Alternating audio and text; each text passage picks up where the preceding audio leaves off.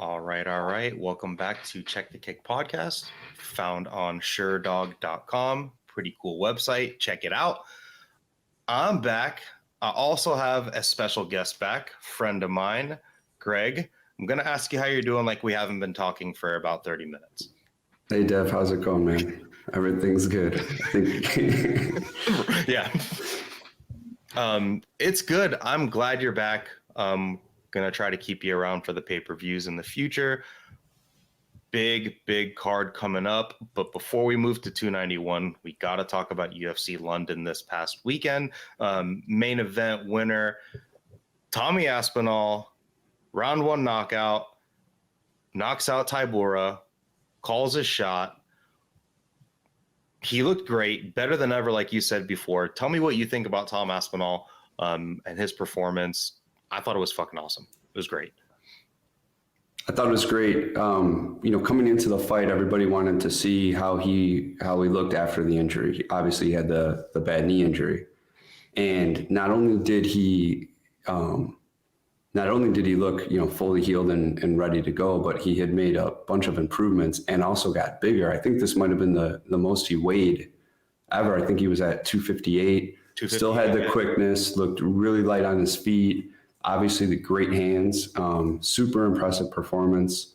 Not only did he, like I mentioned, not only did he look healed, but he looked even better. So he has been making a lot of improvements. I know in the post-fight, he credited the time off, said it enabled him to kind of get his life together a little bit, mentally, renewed focus, that type of thing, which is really interesting because I think he definitely brought it Saturday night and definitely showed that he had made some significant improvements since then.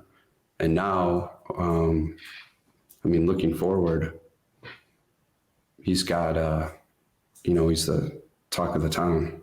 Yeah, the world is his oyster right now. Everyone likes Tom Aspinall. I don't know anyone that doesn't like him. He's a likable dude.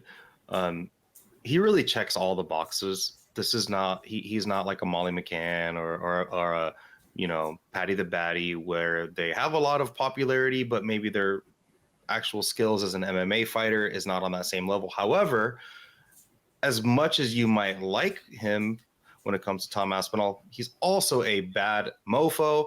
Right. Dude's a killer. I put this in the Sherdog Slack, and I do believe I think he's the fastest heavyweight I've ever seen. Yeah. The dude is a bolt of lightning. Not even just his hand speed, but he does everything pretty well. He's a little bit, he has some defensive holes. I saw there was a couple combinations.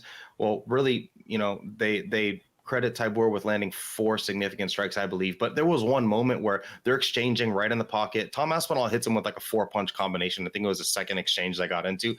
Tybura caught him with a short hook in that exchange. Mind you, Tom Aspinall's hands were so fast that he was able to land a 4-punch combination. Right. And Tybura landed 1 within. However, a potential next opponent might only need 1 shot to put you on skates. And that's Sergey Pavlovich. Like, John Jones doesn't have 1-punch power. Francis Ngannou's gone. He's not fighting dudes like Derek Lewis or Tai Tuivasa. Those guys are behind him. But a guy ahead of him, Pavlovich, can make him pay in those situations. What I love from him was, and he's done this to 2 people now, and it's a tactic Darren Till used to like to use. However, Tom Aspinall is definitely better than Darren Till. Is that at range, his speed, his ability to get into the pocket, crash the pocket, and just throw that short elbow, that was what started, everything. That also started, Tybura's downfall. There was just that step and elbow. He did the same thing to Spivak as well. We'll talk about Spivak later on.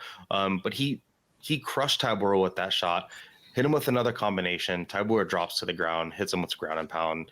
Ref couldn't get there fast enough.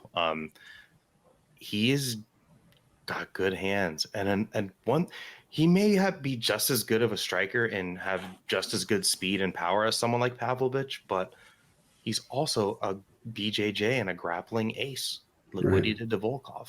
He's a problem. He is that guy where he is so well-rounded where he can pick what he wants to do. Should he wrestle with John Jones? He probably could. Could he strike with John Jones? I think John Jones would be in a world of trouble if he had to only strike with Tom Aspinall. Yeah, absolutely.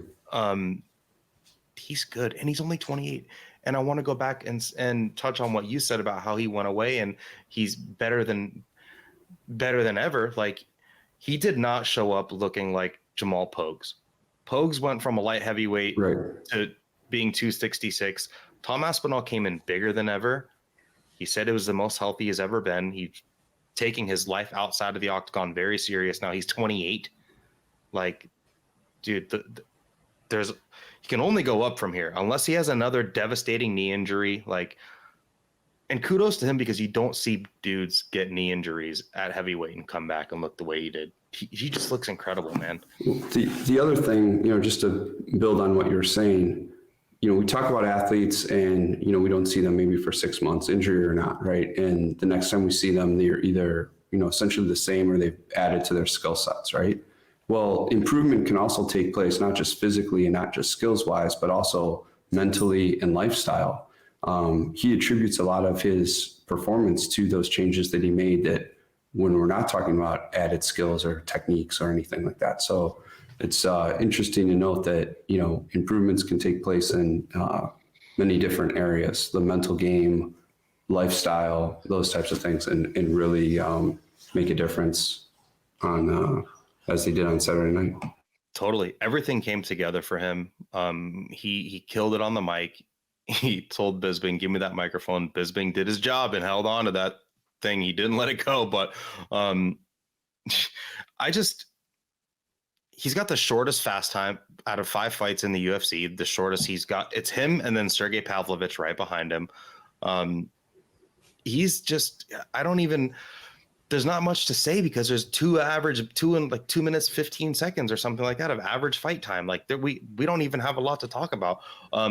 One thing we haven't seen him is we haven't seen anyone force him really on the back foot. We haven't seen him have to fight off the back foot yet, but the dudes that are ahead of him can potentially make him do that. So we will see. I'm excited about it. He looked great. He just did everything right. His range was good. His speed was good. His boxing was good. His step in elbow is probably my favorite strike that he throws. Mm-hmm. As far as what's next for him, we will talk about that in our second segment, but I do like his call outs. I like what he said. He said, give me the win. He's like, I'm going to France. I'm sitting in the front row of Paris. I'm going to be there. Winner of Gane and Spivak. Give me that person. I'm going to beat them. Then I'm going to beat John Jones. I like it. Makes sense. Anything else on that one? I think you covered it. I think that's pretty good. The one thing, though, I would like to add is you talked about the average fight time, and it's interesting because, his next fight could potentially be a 5-rounder, and you're going from 2-minute fight time to we really haven't seen many rounds. We haven't seen many rounds from him. This one was scheduled for 5 too. Incredible. So he, if it, I get what you're saying. Yeah. Put it until it matters. It doesn't matter, I guess, for him. Right. And he hasn't needed it. For me, I'm the guy that's like, he hasn't fought 5 rounds. He needs to prove it. But he's proven to me that he can do this in 2.5 minutes. Dude, imagine if he did what he did. We won't go on this too much longer, but imagine if he makes, highly unlikely, but if he makes John Jones look like Tybura. That'd be incredible. He would be like, just imagine that. Right. And he's got all the tools. I would love to see that matchup in the future. I'm not saying he would do that. I'm just saying, imagine if he did, how incredible that would be for the UFC. Moving on to something that was not that incredible for the UFC or the fans. We have Molly McCann losing via first round armbar to Julija Stoliarenko. Julija Stoliarenko has had issues on the scale before. I was surprised she looked as good as she did on the scales, and I was even more surprised she looked as good as she did in the fight. But here we are. I wanted to break this one down. I chose this one because I do think it was a good performance, and she silenced the crowd. Pretty cool. Like, she just beat Molly everywhere, I think. I think she even beat her on the feet up until that transition.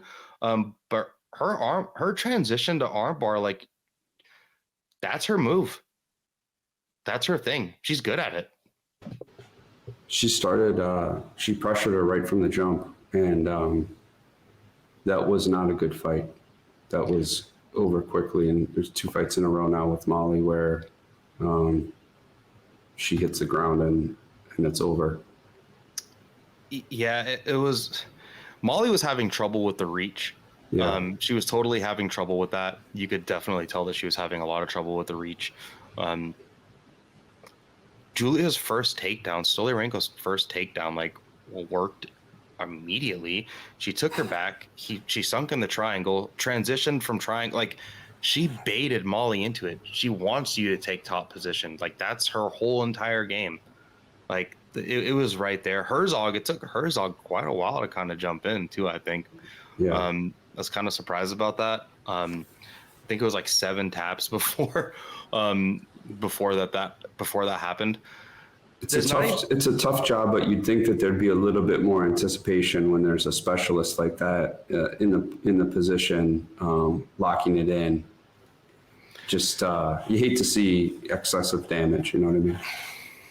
Yeah, and you know, Molly's kind of getting shit on by a lot of the UFC fans and a lot of stuff right now, and I don't think she fully deserves that. You know, it's not her fault. She's as big of a name as she is. You know, some of the stuff she says, some of her antics, you know, like the way she came into the ceremonial weigh-ins and everything like that was, you know, for me, it's a little bit, you know, it's a little bit much for me personally, but at the same time, you know, she's doing what she's got to do to sell fights and make money. So you don't hate on her for that, but big wake-up call for her too, and I find it a little bit unfortunate. She posted today on her social media saying, you know, basically I lost, everyone loses, whatever, the typical thing that they say. But one of her main points was that, you know, she's tired of being the smallest person in the division and she wants to drop down to 115. You and I took a look at the top 115. I looked at the top 20, looked at the top 15 right now, and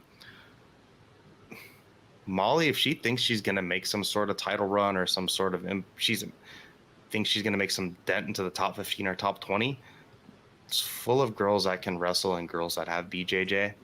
Yeah. Still girls that are probably a little bit bigger than her, besides like Carla Esparza and Tabitha Ritchie.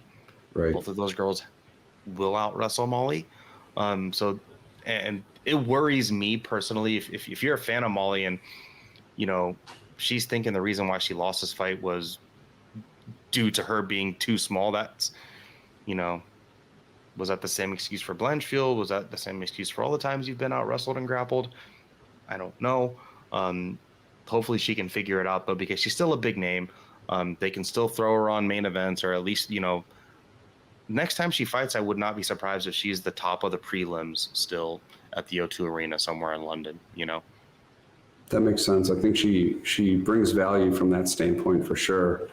You know, it seems like she and Patty were so high, you know, not that long ago, and now, you know, it was exciting when it lasted. It almost feels like a little bit of 15 minutes of fame, but we'll see how Patty does. The two of them being joined, I think, you know, definitely has. You look at her last couple performances, and maybe you look at his last performance, and you're kind of wondering what's next. And he's getting called out because he's so good at marketing himself, right, and building the fight. But the performance is what's to be determined. Let's put it that way. Yeah, and we just have to find out. Slugger not called him out. Oh God, Jesus, and like he made fun of his haircut. Right. Like, okay. That's awesome. Yeah, right. Like, I have a bad haircut, but yours is worse than mine. There should be a belt for that. Yeah, right. As far as Julija Stoliarenko, I don't have the highest dreams for her, but I'm glad she made the weight. I'm glad she looked good. I mean, shit, if she's going to go out there and armbar people in the first round, that's fun. Like, if she's going to have this fight and have this game plan over and over again, I don't see why the UFC wouldn't want to keep her around. Maria Agapova's a fun fight. Maria Agapova goes for it. That's kind of what I'm thinking for her next matchup. What about you? I like that. I think that's a good call. And Stoliarenko definitely brought it. I mean, she came with the pressure. She came with purpose. She came with intention. And she got what she wanted, what she came for pretty quickly. Totally. You know? I mean, will she ever scratch the top 15 in that division?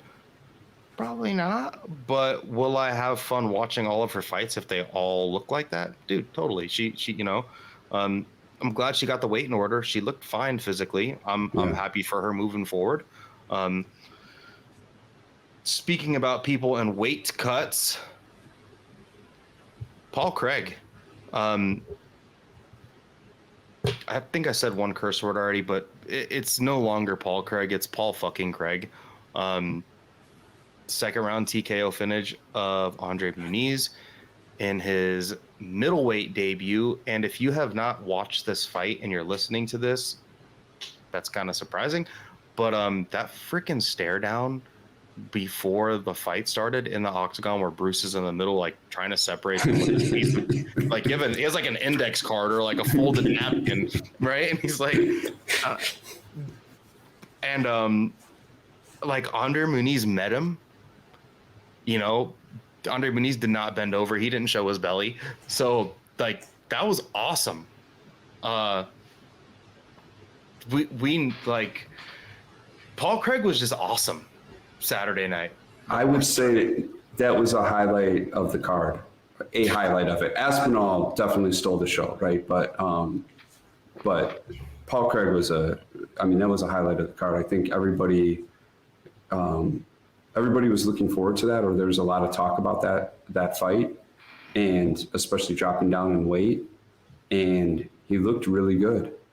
There's still some things that I think, some things to improve or some things to address. But he looked great. I mean, he had great body kicks. He took a lot of shots, is basically what I was alluding to, like maybe a striking defense. Might need to dial some things in, but they stood up though, essentially the whole first round, right? Yeah. Yeah. And Muniz caught a kick. There was like 30, 40 seconds left on the clock. And that's right. Muniz caught a kick. He caught a kick. There's a couple seconds left. Into the second round, though, Paul Craig was like, screw this. He goes and gets his takedown, which is like, that's a takedown that Muniz gave up because he's a BJJ guy. Like, he didn't sprawl on that or anything. Paul Craig still does not have good takedowns, but against guys that he's going to be potentially bigger than or equal to is going to make a difference. Then, look at his. Paul Craig's a big dude in the size discrepancy. I mean, Johnny Walker is gigantic. Yeah. But like size and strength discrepancy, like even Volkan Oezdemir, like he couldn't really get much going against him. But this fight, like Paul Craig looked great. What I liked about it was I've always worried about his durability, but he took all of Muniz's shots. Muniz is not the hardest puncher in that division at all, but he still can hurt people. He can still bang. I'm happy that Paul Craig, if you're a Paul Craig fan, you should be excited that he took all the shots from Muniz. Gets that takedown, which was he's pressing his wrestling. He's, doing his thing. There was a reversal of position where Muniz gets on top and then throws that like kind of blatant headbutt. Yep. And then after that happened, Paul Craig got that takedown, took him down. There was a scramble. Muniz tried to roll out. Paul Craig ended up passing guard, going for a Darce, gives the Darce up, just retains position, and then starts landing elbows, switch to punches, and then switches back to elbows, and then leaves Muniz in like a pool of his own blood. Dude, that was I like the fact that he gave up on the going for the submission. I think the commentary, they said, well, maybe he didn't feel like he had the Darce, or, that's why he let it go. But I thought that was interesting that, he went and he showed great control, and then he finished the fight with strikes. Instead of chasing submission or, something that showed like the good ground and pound. I thought it was great. I thought it was a good victory for him. In the way that he did it. Yeah, totally composed. He was composed. And I think Muniz also got a little. Don't headbutt Paul Craig apparently, because he's gonna go run you down and do things. But him just getting that takedown and then just being vicious was like his guard pass was super clean. Everything was super clean he did in that second round. Like it was, if he continues to do that, he can be a potential problem, especially at middleweight where there's guys that there's now finally good grapplers being inserted into middleweight. But like, look at the champ. The champ is not a grappler. Right. Does the champ want to go and scramble with someone like Paul Craig? Probably not. I'm happy for him. He should be ranked off this. Muniz was ranked 14 the day of the fight. Tomorrow's Tuesday, so those rankings will, when you guys are listening to us, the UFC's rankings will probably already be out. He should probably be at 14 or 15 at that point. I'm going to say probably 14, and then Muniz is probably going to get removed and probably slide someone else in. I think they should. Paul Craig is 35. He's got a pretty big audience. His face-offs is great. He can put asses in seats in Europe if the UFC gets behind him. I think they should have him fight up the rankings. I like him fighting Jack Hermansson or Brendan Allen. Brendan Allen wants a fight. He's calling out Robert Whittaker. Robert Whittaker's coming off a loss. Brendan Allen has beat Andre Muniz. That's kind of what got him inserted into the top 15. And then he beat Bruno Silva, someone that's not ranked in the top 15. So I think either one of those fights makes sense. Both of those dudes like to grapple too. So this is another test of Paul Craig's BJJ. I think both of those are good potential matches. Did he bring up the Bo Nickel? Whether that would ever happen or not, it's intriguing. He brought it up. He said he would like to fight Bo Nickel. He called him out in the post-fight press conference. He said, "I'd like to fight Bo Nickel." UFC's not going to make that fight, but not mad at him for trying. Right. Good on him. Smart, because everybody's talking about Bo Nickel. So why not just throw your name into the hat? And now people are, and maybe it does happen. Shit, who knows? Let me ask you a question. Would you like to see it? Of course.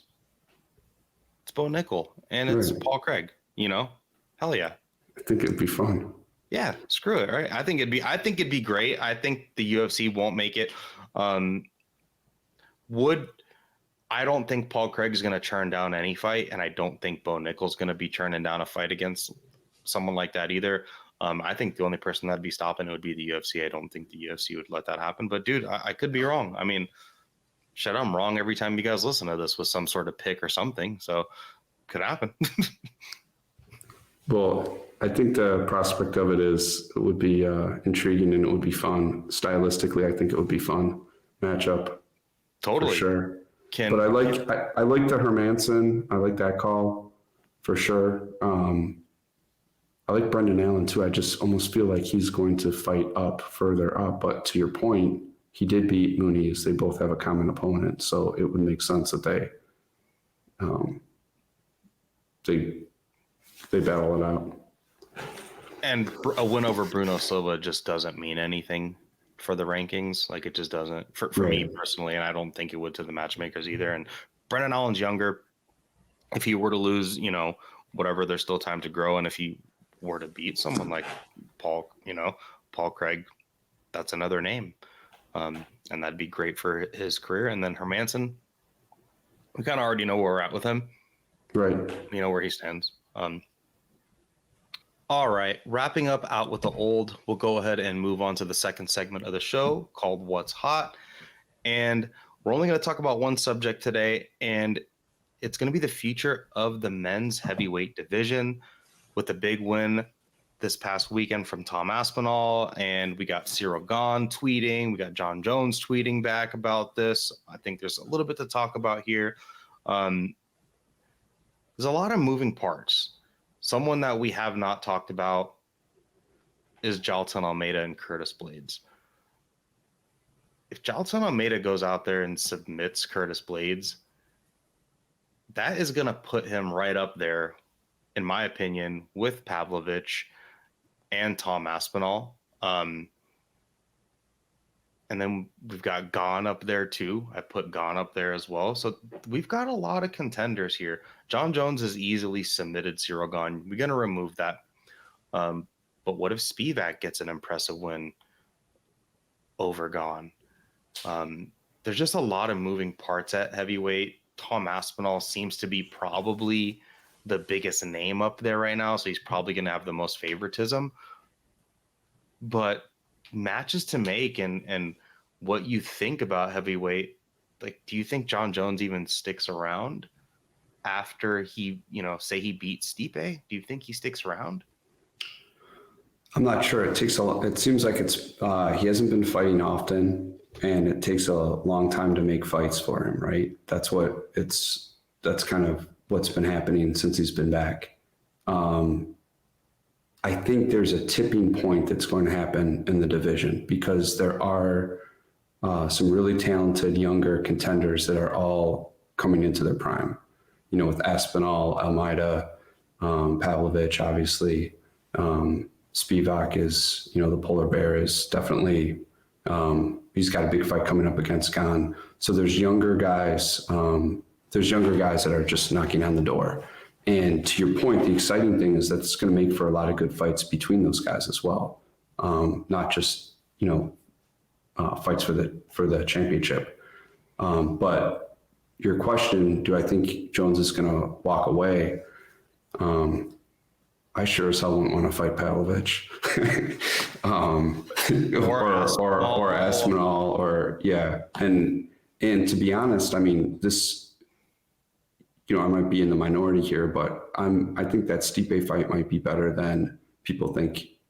I agree. Now.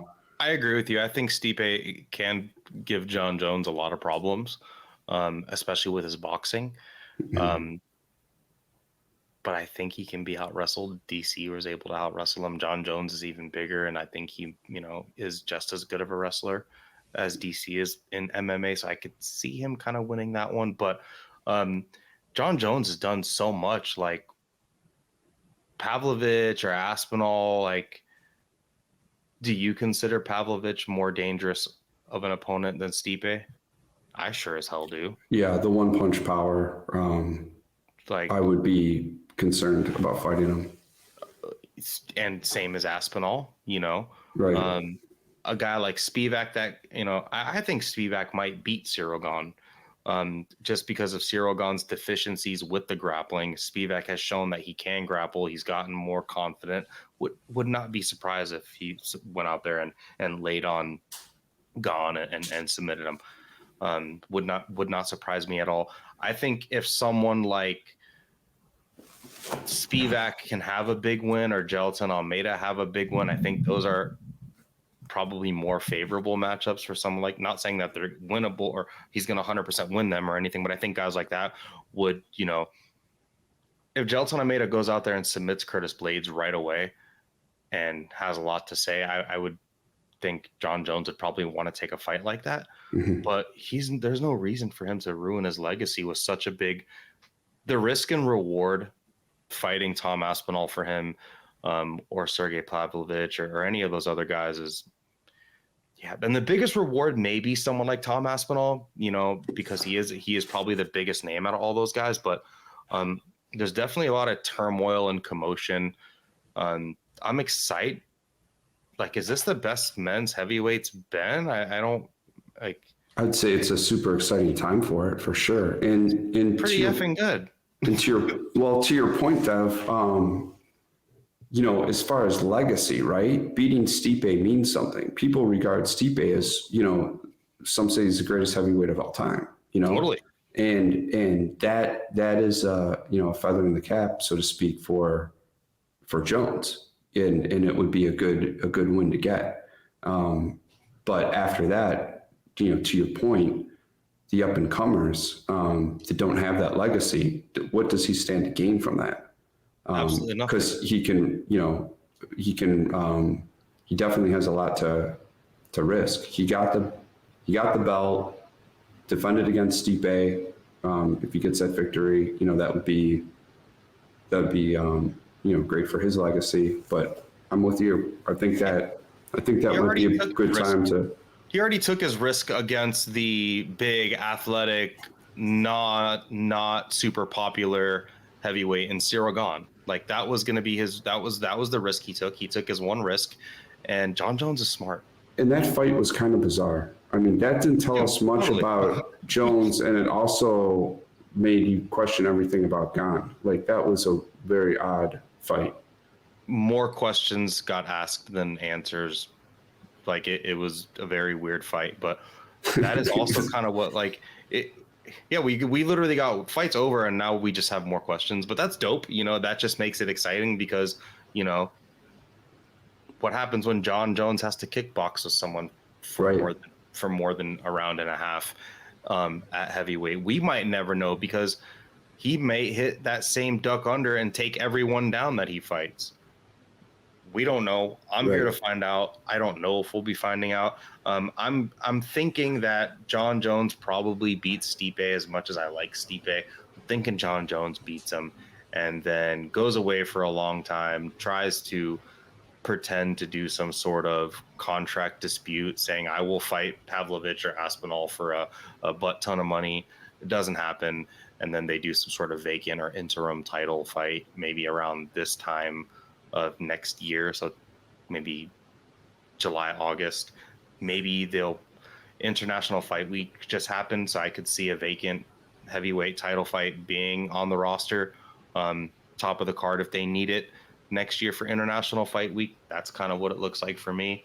So if you are Tom Aspinall or any of the other contenders there, like if a lot of them are having matches or just had fights that just got finished, but go get one more big ass win and campaign for a vacant title fight because it's more than likely to happen. Cool. So we'll go ahead. I'm sorry. Dev, what do you think the timeline is for that? Because, you know, like you mentioned, I think Aspinall is definitely going to have one more fight. We're talking minimum, 4 to 6 months, right?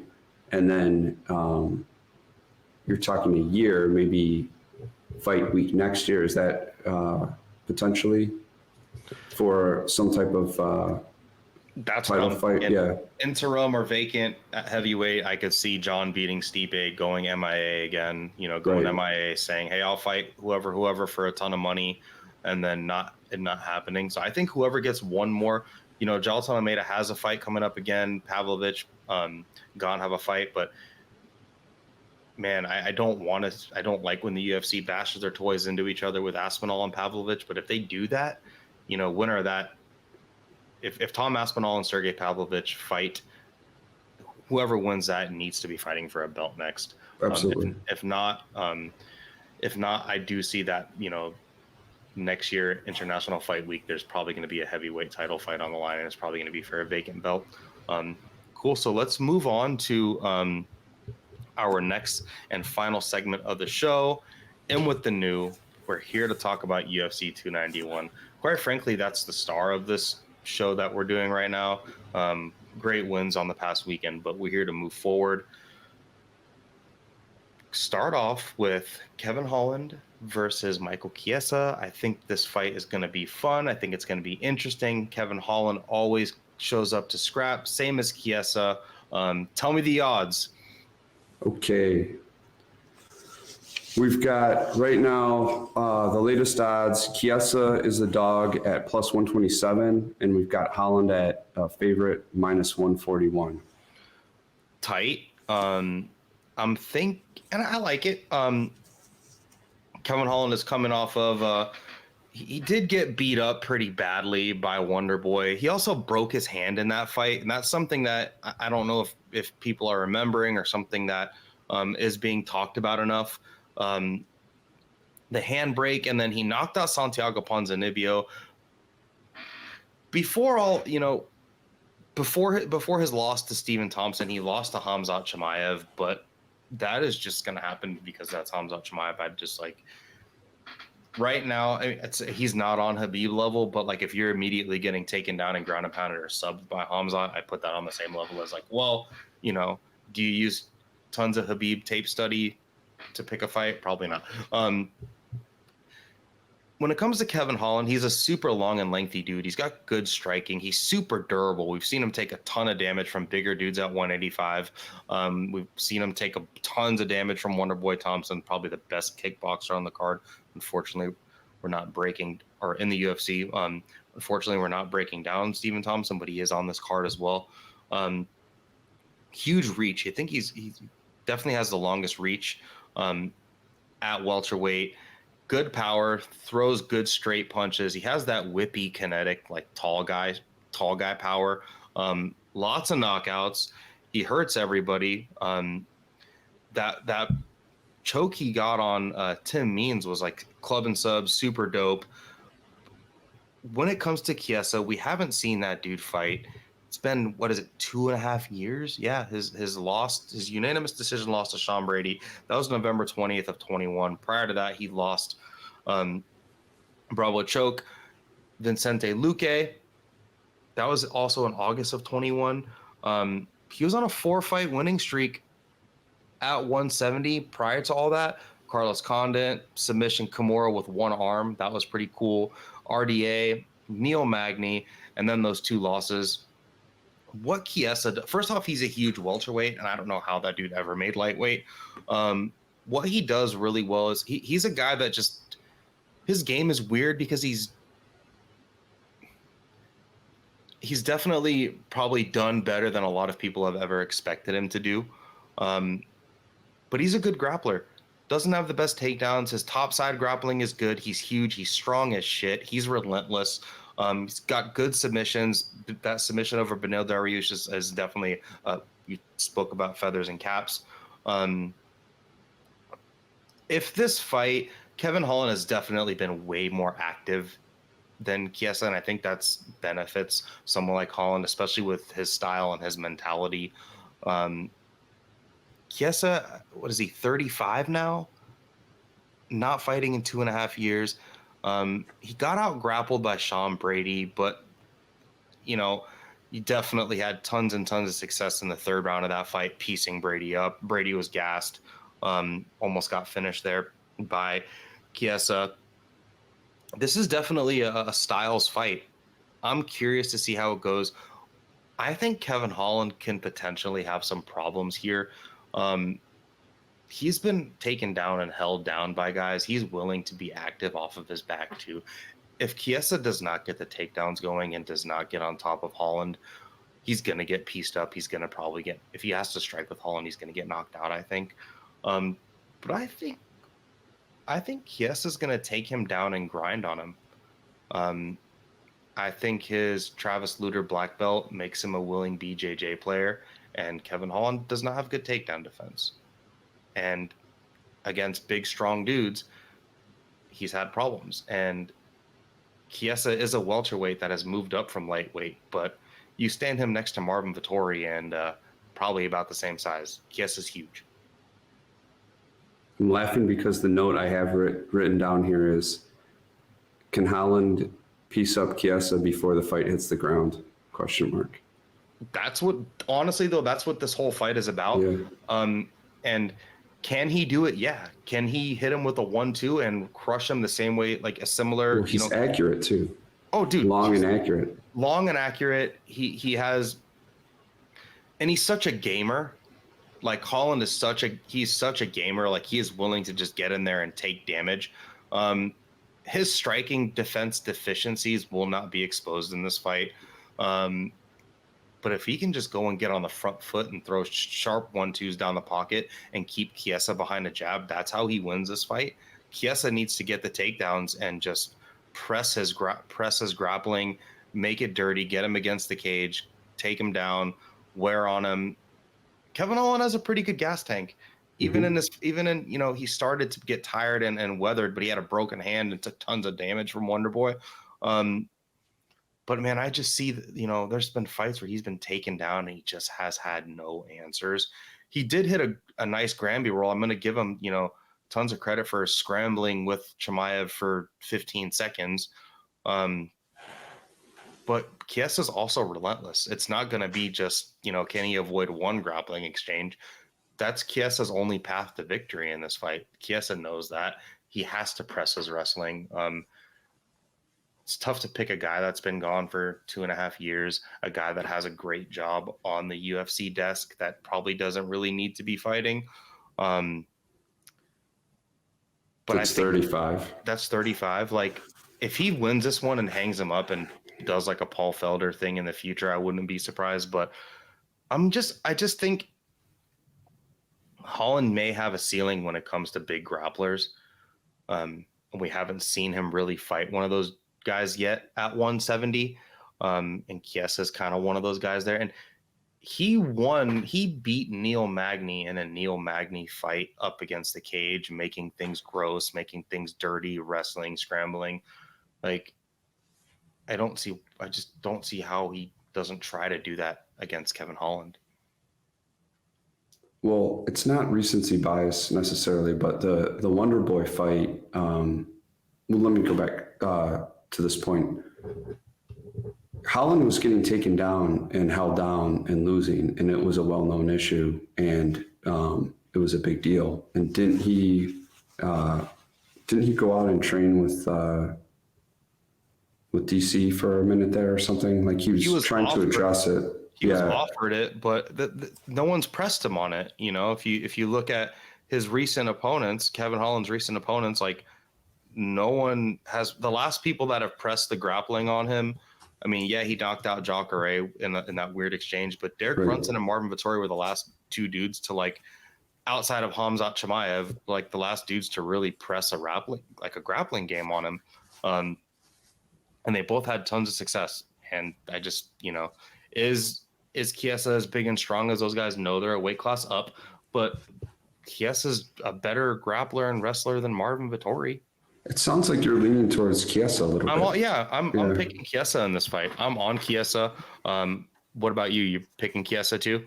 I think I can see it. It comes down to that question. Just can he? It's tough without having seen Chiesa recently, and by recently I mean in the last 2 years. Is he going to add any new wrinkles? Like you wouldn't necessarily expect him to. But his strengths I can see how strengths could be definitely beneficial in this fight when weighed against Holland's weaknesses. But Holland does have maybe a little bit more of that length and that the dangerous component to it, I think. So I'm leaning Chiesa. I mean, I am. And I think I'm excited to watch it. Yeah, dude, that should be a good one. I'm excited about it. We're gonna move on to probably the fight with the closest odds on this card. We have Alex Pereira versus Jan Blachowicz. Tell me the odds, Greg. It's essentially a pick 'em now. It's Jan's -110 and Pereira is a +107.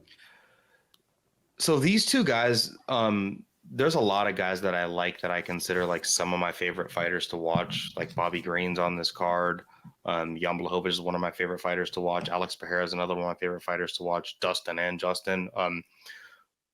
This is an interesting fight, and if Jamal Hill would have been injured like a month and a half ago, this would probably be a vacant title fight. But it's only 3 rounds. Something that we do need to talk about is this is at elevation. Something that also might play a factor for Holland and Chiesa. Chiesa's from where I'm from. I live just outside of Spokane. Chiesa's from Spokane. Holland's from Texas.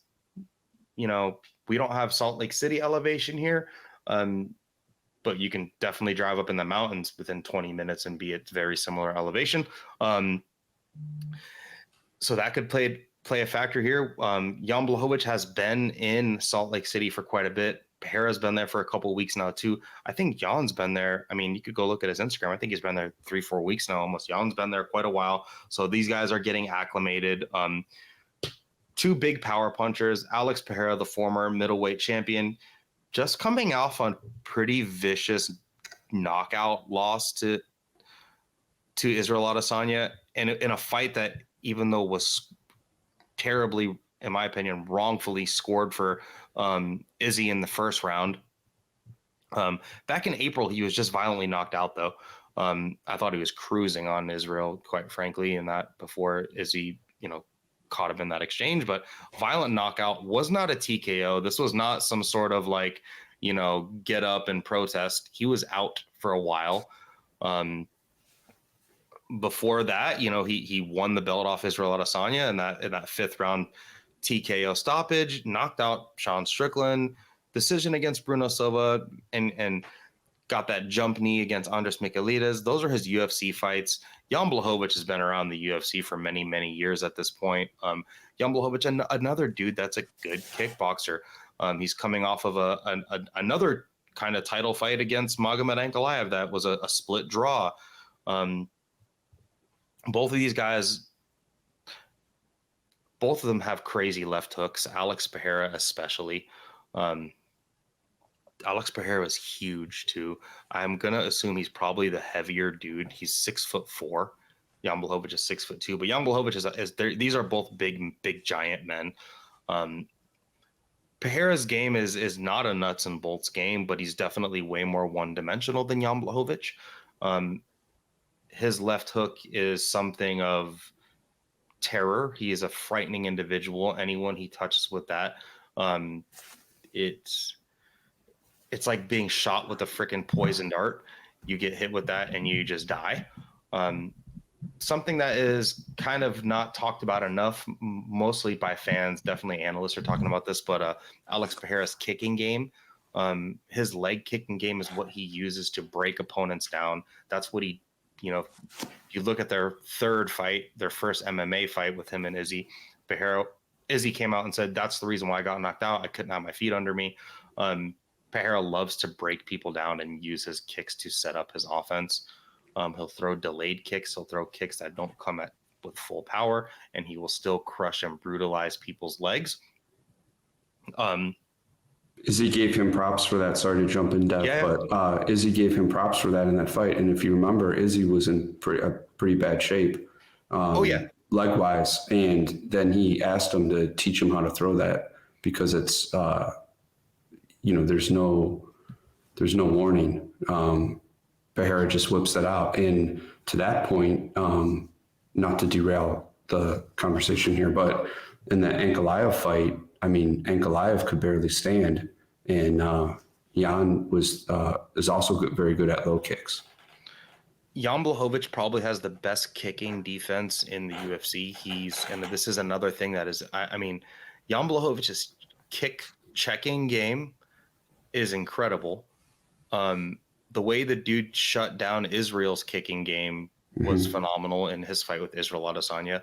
Jan Blachowicz still to this day is the only person on the roster to cleanly out kickbox Israel Adesanya. Was it close? Very close. If you listen to it with commentary, you will think that they're 10-8 rounds for Israel Adesanya, but Jan Blachowicz outstruck Israel Adesanya for 3 rounds before he had to incorporate his wrestling. He could have done it for 2 more. He was already up on the scorecards. Anyway, Alex Pereira is also a great kick checker. He was in the second MMA fight, he checked a kick from Izzy, and it ruined Izzy. So they both have incredible leg kicks, both have an incredible kick checking game. Jan Blachowicz is a better body kicker, much better body kicks. That's what he did to dismantle and really interrupt Dominic Reyes' offense. Jan Blachowicz is also very dangerous on clinch breaks. If you look how he knocked out Luke Rockhold, he will crash. What worries me about Jan Blachowicz in a fight like this is if you look at Jan Blachowicz's fight with Thiago Santos, where he got knocked out, where he just recklessly ran in and crashed the pocket just because he didn't really have any ideas in a moment he didn't need to do that, where he got counterpunched and knocked out by Thiago Santos. Alex Pereira's step back left hook off the back foot is freaking nuts. Alex Pereira can throw punches off the back foot. He can reset and throw shots. But Alex Pereira is a better kickboxer than Jan Blachowicz. In my opinion, I think Jan Blachowicz could probably have a kickboxing match with Alex Pereira, but something we haven't talked about is the wrestling. And I don't see why Jan Blachowicz just doesn't try to take Pereira down. And even Pereira being a big 6'4", 6'5", 240-pound man may get back up don't see why he won't just get taken back down again. And if both of these dudes are impacted by elevation and one dude is on top of the other dude, I'm pretty sure the dude on bottom is going to be more tired, especially if the dude on bottom has only been wrestling or grappling for 2 years. Valid points. You know, the durability is a question. If this fight was 6 months from when Pereira got knocked out, I might feel differently about it. That was such a bad knockout. To be fighting this soon after, it's surprising, especially against legendary Polish power. You know, you've got a power puncher, basically, right? So how's Pereira's chin going to be? That's a number one question. And his then chin has always been susceptible too. This is not the first fight he's been hurt in. He was hurt. He was almost knocked out by Izzy. He's been hurt in all of his kickboxing bouts. He's, stung by Bruno Silva, who is a pretty hard puncher. Seems very soon to me to be back in there against someone, especially someone like this. The one thing with Pereira, though, is that he's super dangerous. I mean, he's more than super. He's more than super. Jan Blachowicz is super dangerous. I think he's nuclear. Literally. Like you are literally playing with you're playing with a book of matches and gasoline if you are striking with him. And he's been working with Teixeira, who's got a lot of experience with Jan, which, and I'm sure they're working on his weaknesses too, right? And so that's something to be considered. I think it's going to be a great fight. You know what I find interesting is if you look up any training footage of Alex Pereira, like he only has like videos of him like hitting pads or sparring. Like there's no videos of him doing like any wrestling or grappling training. And it's probably just because he doesn't look good doing it. And why would you release training? But he just sparred a pro boxer. And there's like a couple different videos, like the pro boxer, I forget whose name was like landing a jab on him over and over again. So he's been like hard sparring. It's not that he just got knocked out, but like he fucking hard spars. So he's been like hard sparring up through this whole training camp, sparring pro boxers. He spars another Chinese heavyweight pro boxer that's bigger than him. That's a heavyweight. Like Pereira is just a madman.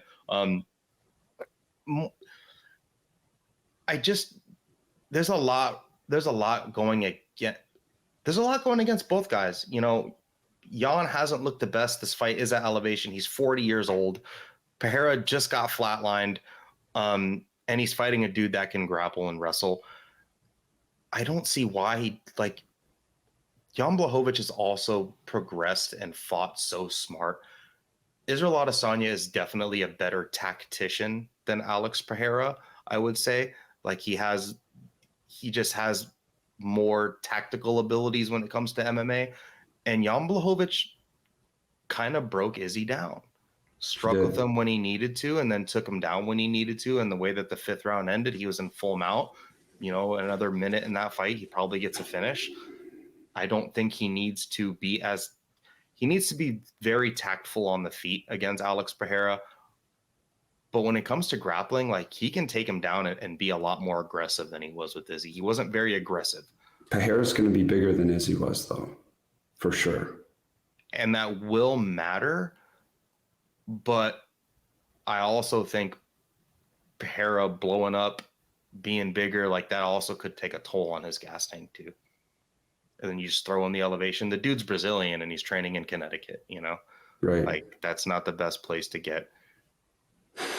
Right. That's not the best. Those aren't the best places to get elevation training. So it sounds like it's what's Jan's game plan specifically? You know, is he gonna try to test the chin and kickbox with him, or is he gonna try to wrestle from the jump? Because I think that's what this comes down to.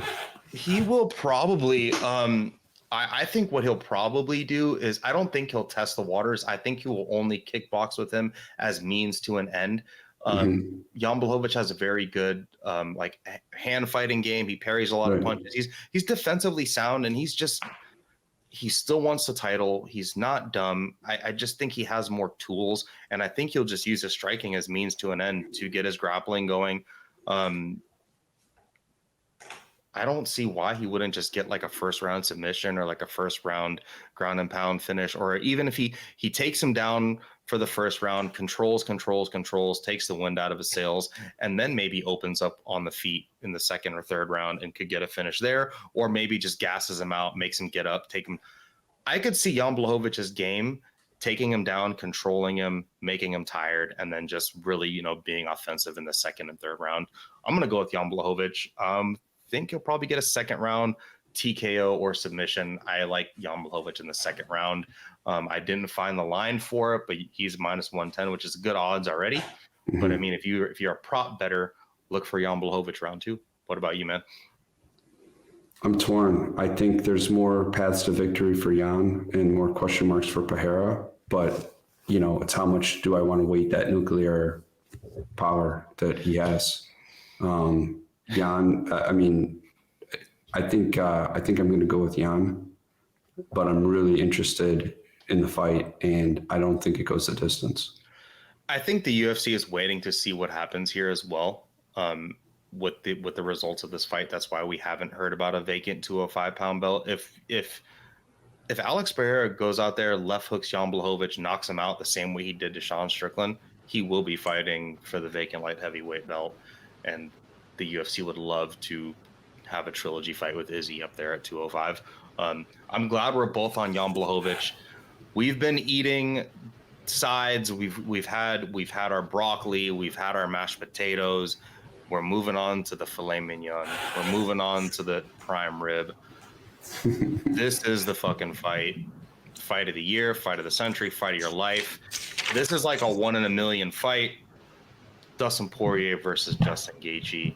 This is for the BMF title. I don't know how you feel about it. The fans may feel one way, that some people may feel another. But I'm here for this fight. Jorge Masvidal is going to be there to put the belt around the winner. What are the odds, Greg? We've got Poirier favored with a minus 130, and Gaethje's the underdog at a plus 135. This is a fight.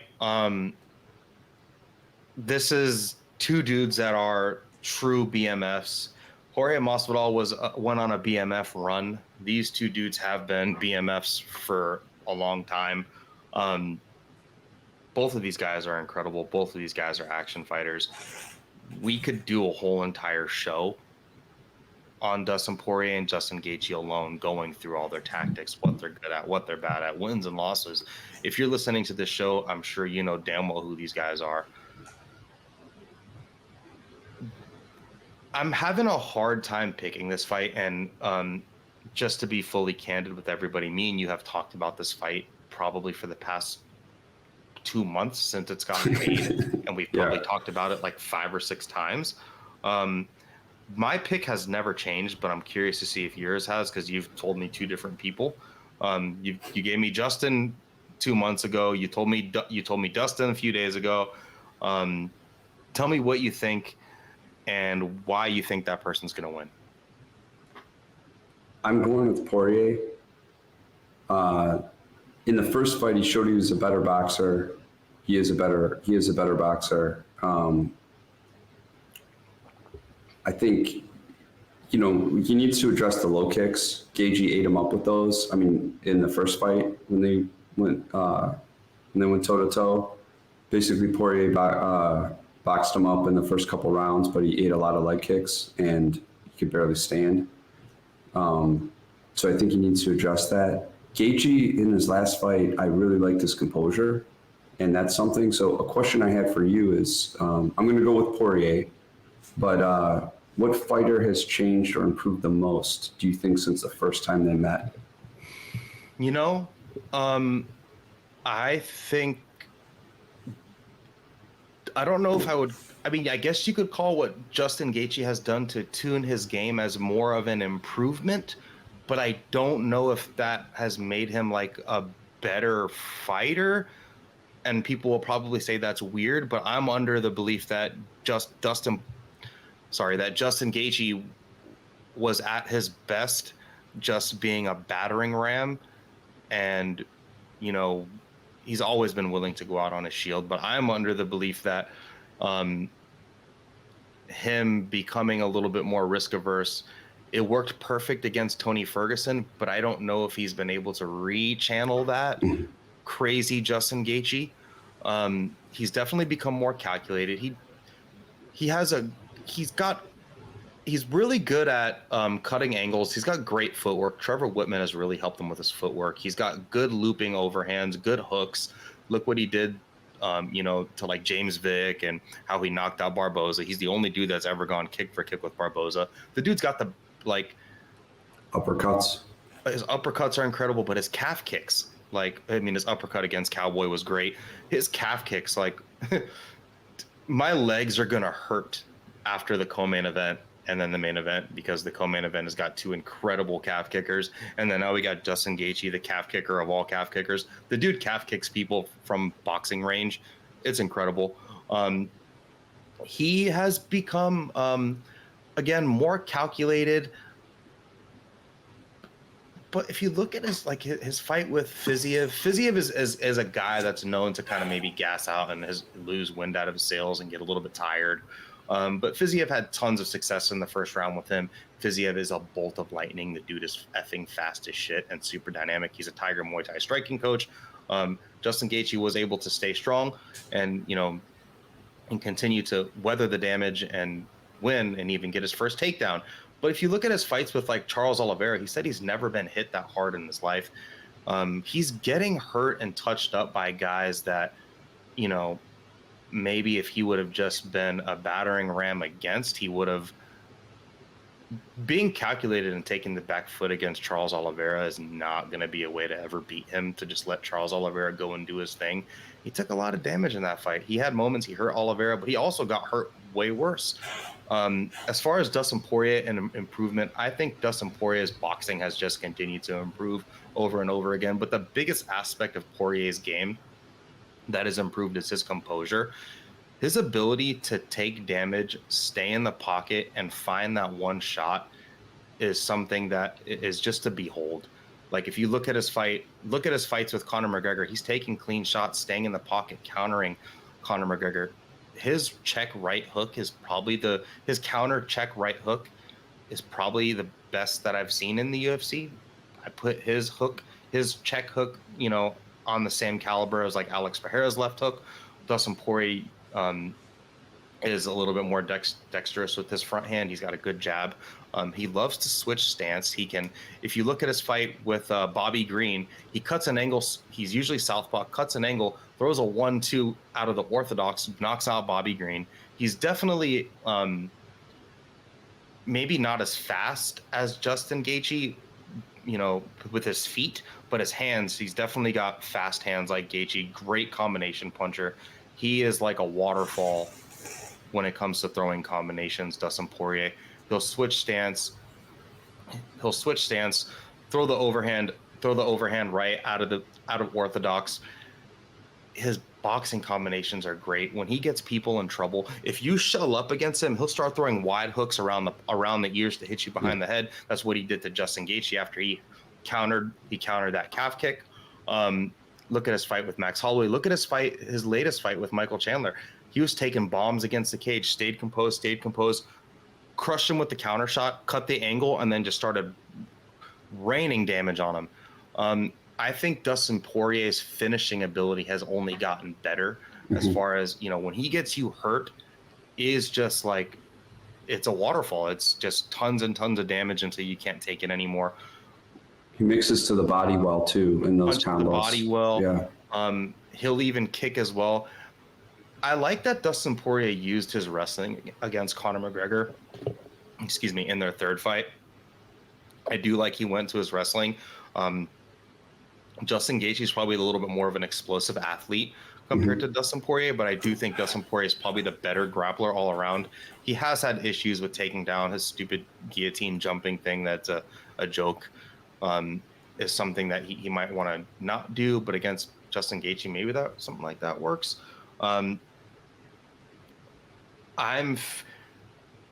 What if picking if I were to pick Justin Gaethje in this fight, I would be worried about, number one, just the damage accrued. Both of these guys have accrued a ton of damage. Both of these guys are super durable. Both of them have been knocked out. Dustin knocked out Justin. But as of lately, it's looked like Justin has been the guy to definitely get hurt more. Conor McGregor's a hell of a puncher, and Dustin Poirier hung tough with him. Michael Chandler's a hell of a puncher. Dustin Poirier hung tough with him. I just see it, he has to address the leg kicks. 100%. But when Justin takes damage, especially if you can get going on him, even still to this day, he will try to bite down and get that one back. And I just don't think anyone in this division should be having extended punching combinations with Dustin Poirier, because Dustin Poirier will roll, duck, bob, weave, take your shots, stay composed. He doesn't get worried when he takes big shots anymore. He's realized, I'm gonna have to take big shots to win these fights. Look at his fight with freaking Dan Hooker. I don't see. Justin is going to have to knock him down multiple times, and that could happen because Dustin has been hurt. But if he gets into a firefight with Dustin Poirier, I could see him just getting hit again, and then Dustin Poirier just landing a waterfall of shots on him. I'm picking Dustin Poirier in this fight, and I think he'll probably do like a round 4 TKO. And I think we will see some back and forth movement and momentums. I could see Dustin Poirier taking a shot and getting buzzed by it and having to take the back foot, or maybe we're like, oh shit, his leg's compromised. And his ability to make adjustments and find what works and roll with it. And he's just a winner, man. Going into the 5th round against Hooker, he's done this. His Max Holloway fights, he just knows how to win fights. Like, Dustin Poirier is just a winner. And I think he has that mentality just a little bit more than Gaethje does. Do you think that, the elevation needs to be mentioned too, I think, because Gaethje trains at elevation. Totally. Colorado, where he's at, is a higher elevation than Salt Lake City. And I don't like that Dustin Poirier has only been in Salt Lake City for, I think, 2 weeks now, or a week and a half now. I think that could play a factor. But I'm going to chop that up to Dustin Poirier is a true professional, and he'll be prepared. I'm going to count on him being prepared because he's never not been prepared. Fair. Do you think, both of these guys are 35 years old. They both had tremendous careers. Do you think they're both at, the top of the lightweight rankings? Do you think if one of them takes a loss at what do you think it means for either one of them? Nothing. Because if Dustin Poirier loses this, that sets up a badass trilogy fight that they can put on a co-main, somewhere down the line in the future. And if Justin loses, he's already lost to him once, I guess the reason I brought that up is because I got the sense from Justin, the last, maybe one of his last interviews, that, he's going to make one more run at it. He's talked about retirement. I would not be surprised if both of these dudes have an absolute blood and guts battle. I could see them both retiring at the same time. Would I be a little sad to see it? Of course. The day that Justin Gaethje and Dustin Poirier retire from MMA is going to be a sad day for me. But I wouldn't be surprised if there was a double retirement. We both killed each other. I don't care who wins. I don't care who loses. We're both done. And I could see the winner of this also challenging for the title again. And I know that Justin Gaethje has mentioned retiring in the past. And then someone like Dustin Poirier, he's got a family. He's very involved with his family. He's very involved with this community. Both of these guys are very smart dudes as well. Dustin Poirier has a lot to fall back on, and he may reach a point where I only have blood and guts fights, and should my body be taking this damage over and over again? I wouldn't be surprised if they both hung it up, man, to be honest. Well, this is a great one that we've both been looking forward to. I think everyone's been looking forward to it. I can't wait for it. I think it's going to be a banger. Do you think it goes? You don't think it goes 5 rounds then? No, I think it goes Dustin 4. Yeah. Yeah, you got Dustin too. You're picking Dustin in this fight. Yeah. So you're on Dustin. What do you think? I think he's going to finish him in the 4th round. Dustin fight. Yeah. I think it does. I think it's a finish, but I think it's a 4th or 5th round. I think I don't think Gaethje goes down easy. You know what I mean? And I think it just there might be a round there where it's looking rough, but he makes it out of it. I don't think it's going to be a quick finish, but I think it's going to be a finish. Yeah, like you said, man, one for the ages, banger of a fight. Thank you guys for tuning in. Thank you for joining me. I appreciate it very much. I hope you guys enjoy the fights.